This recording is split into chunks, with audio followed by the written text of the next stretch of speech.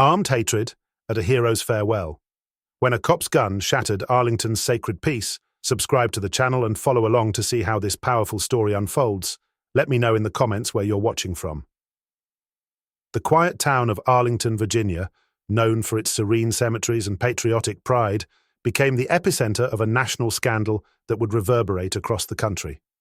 It was a somber day, as mourners gathered to pay their respects at the funeral of a decorated military general, a man who had served his country with honor for over 3 decades. The air was thick with grief and reverence, but what unfolded next would turn sorrow into outrage. As the funeral procession made its way through the hallowed grounds of Arlington National Cemetery, a local police officer, identified as Officer Mark Daniels, approached the grieving family.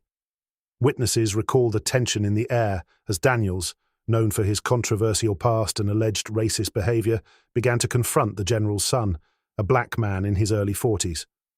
Words were exchanged, and within moments, Daniels drew his service weapon, pointing it directly at the grieving son. The crowd gasped in horror as the officer shouted racial slurs, his face twisted with anger. The situation escalated quickly. The general's son, a former Marine himself, stood his ground, refusing to be intimidated.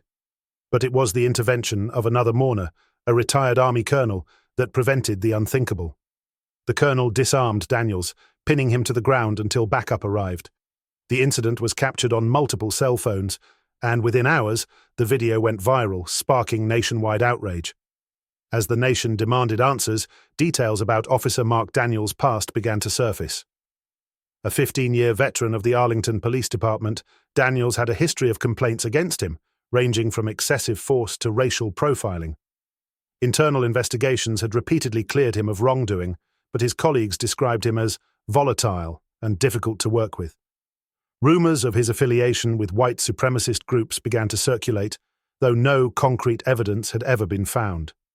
Daniels's social media accounts, now scrubbed from the internet, reportedly contained posts praising Confederate symbols and making derogatory comments about minorities. One former colleague, who wished to remain anonymous, revealed that Daniels had once bragged about keeping the streets clean by targeting black and Hispanic neighborhoods.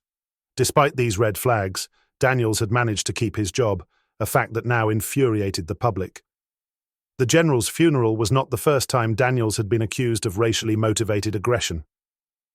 In 2019, he was sued by a black teenager who claimed Daniels had assaulted him during a routine traffic stop. The case was settled out of court, and Daniels returned to duty with no disciplinary action. For many, this pattern of behavior raised troubling questions about systemic racism within law enforcement. The trial of Officer Mark Daniels was not just a legal proceeding, it was a cultural moment that gripped the nation. From the moment the charges were filed, the case became a lightning rod for discussions about race, power, and accountability in America. The courtroom was packed daily with spectators, journalists, and activists, all eager to witness a trial that would expose the deep fissures in the justice system. The stakes were impossibly high. For the family of the deceased general, it was about honoring their patriarch's legacy and seeking closure. For the broader public, it was about holding a man, and by extension an institution, accountable for actions that seemed to epitomize systemic racism and abuse of power. The prosecution's case was built on a foundation of irrefutable evidence. The viral video of Daniels pointing his gun at the general's son during the funeral was played repeatedly in court, each frame dissected to highlight the officer's aggression and the racial slurs he hurled. Witnesses, including the retired Army colonel who disarmed Daniels, took the stand to recount the chilling details of the incident. The colonel, a decorated veteran himself, described how he had acted on instinct, driven by a sense of duty to protect the grieving family. His testimony was particularly powerful, as he spoke not only as a witness, but as a fellow serviceman who understood the gravity of the moment. "I've faced enemies on the battlefield," he said, his voice steady but filled with emotion. "But I never thought I'd have to face one at the funeral of a brother in arms." The prosecution also called on experts to dismantle Daniels' defense. A forensic psychologist testified that there was no evidence to suggest Daniels was suffering from PTSD or any other mental health condition that could explain his actions. Instead, the psychologist pointed to Daniels' history of aggressive behavior and his documented use of racial slurs as evidence of deep-seated prejudice. This was not an isolated incident, the psychologist stated. This was the culmination of a pattern of behavior rooted in hatred and a sense of entitlement. The defense, however, fought back with a strategy that sought to humanize Daniels while shifting blame elsewhere. They argued that Daniels had been under immense stress due to the demands of his job, painting him as a victim of a broken system rather than a perpetrator of hate. A former colleague testified that Daniels had often spoken about the toll policing took on him, claiming he felt under siege in a community that didn't respect him. The defense also called on a psychiatrist who suggested that Daniels might have been experiencing a momentary lapse in judgment due to untreated anxiety. "Officer Daniels is not a monster," the psychiatrist insisted. "He's a man who made a terrible mistake under extreme pressure." But the defense's arguments were met with skepticism, both inside and outside the courtroom. Critics pointed out that Daniels' history of complaints and his alleged ties to white supremacist groups undermined any attempt to portray him as a sympathetic figure. The prosecution seized on this, presenting evidence of Daniels' social media activity, which included posts praising Confederate symbols and making derogatory comments about minorities. One particularly damning post, recovered by digital forensics experts, showed Daniels commenting on a news article about police brutality with the words, "Sometimes they deserve it." The prosecution argued that this post, along with others, revealed a mindset that dehumanized people of color and justified violence against them. The emotional climax of the trial came when the general's son took the stand to deliver his victim impact statement. Dressed in his Marine uniform, he spoke with a quiet dignity that commanded the room. He recounted the pain of losing his father, a man who had dedicated his life to serving his country, only to have his funeral marred by an act of hatred. "My father believed in the promise of America," he said, his voice breaking slightly. "He believed in justice, in equality, in the idea that we could be better than our worst impulses. What happened that day was a betrayal of everything he stood for." He paused, looking directly at Daniels, who sat stone-faced at the defense table. "You didn't just point a gun at me, you pointed it at everything my father fought for. And for that, you must be held accountable." The courtroom was silent as he finished, the weight of his words hanging in the air. Even the judge, known for his stoic demeanor, seemed moved. When it came time for the defense to make their final arguments, they struggled to regain momentum. Daniels himself chose not to testify, a decision that many interpreted as an admission of guilt. His attorney pleaded for leniency, arguing that a life sentence would be overly harsh for a man who had served his community for over a decade.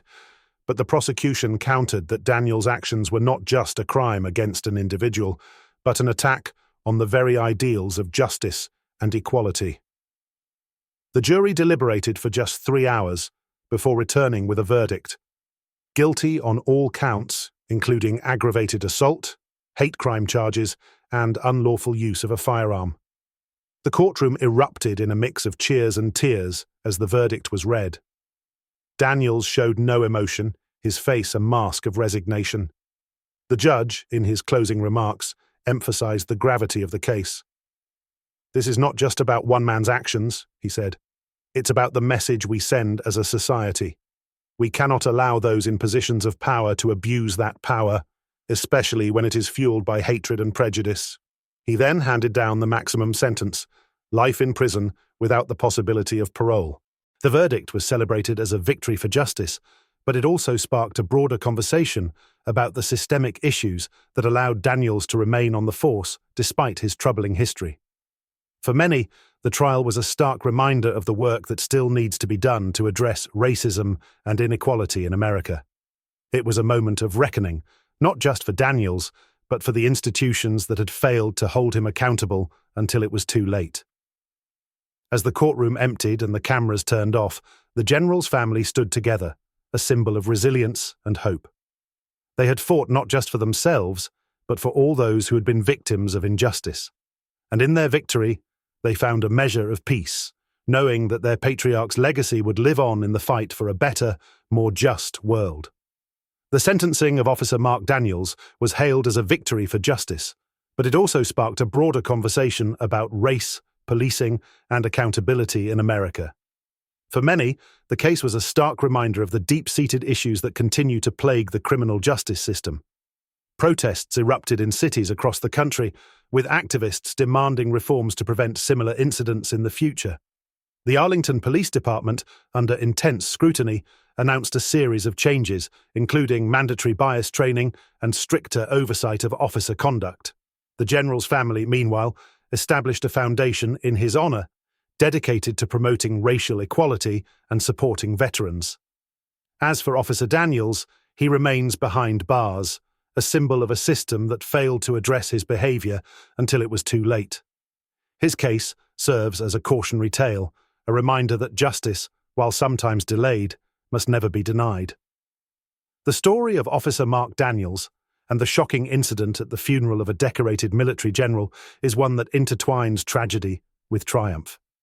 It is a narrative that forces a nation to confront its deep-seated issues while also highlighting the resilience and courage of individuals who stand up for justice. The general's legacy, marked by decades of service and sacrifice, extends beyond his military achievements. It lives on through the actions of his family and the broader impact his story has had on the fight for racial equality and justice. The sentencing of Officer Daniels brought a sense of closure to the immediate case, but it also opened up a broader dialogue about systemic racism and the need for reform within law enforcement and the criminal justice system.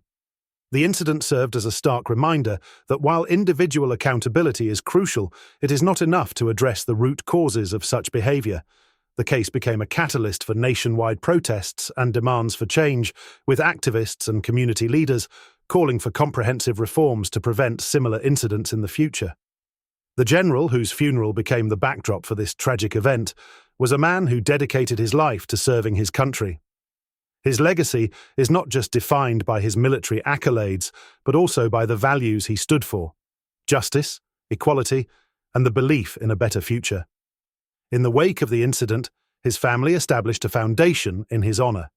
This foundation aims to promote racial equality, support veterans, and advocate for systemic changes within law enforcement. Through scholarships, community programs, and advocacy work, the foundation seeks to turn the tragedy into a force for positive change. The general's family, particularly his son who was directly targeted by Daniels, demonstrated remarkable courage and resilience throughout the ordeal. By standing firm in the face of aggression, and later by delivering a powerful victim impact statement during the trial, the son became a symbol of strength and dignity. His actions not only honored his father's memory, but also inspired countless others who have faced similar injustices. The family's decision to channel their grief into activism and advocacy underscores their commitment to ensuring that their patriarch's legacy continues to make a difference. As the sun sets over Arlington National Cemetery, where the general and many other heroes are laid to rest, the graves stand as silent witnesses to the ongoing struggle for justice and equality. The cemetery, a place of reverence and reflection, serves as a poignant reminder of the sacrifices made by those who have fought for the ideals of freedom and justice. The story of Officer Daniels and the general's family is a microcosm of the larger societal challenges we face, but it also offers a glimmer of hope. Hope lies in the courage of individuals who stand up against injustice, in the communities that come together to demand change, and in the institutions that take meaningful steps towards reform. The general's legacy, carried forward by his family and the foundation established in his honor, serves as a beacon of hope for a future where stories like this are no longer a reality. It is a reminder that while the road to justice and equality is long and fraught with challenges, it is a journey worth undertaking. In the hearts of those who continue to fight for a better world, there is an enduring belief that change is possible. The story of the racist cop who pointed a gun at a military general's son during a funeral is not just a tale of tragedy. It is a call to action, a reminder of the work that still needs to be done, and a testament to the power of hope and resilience in the face of adversity.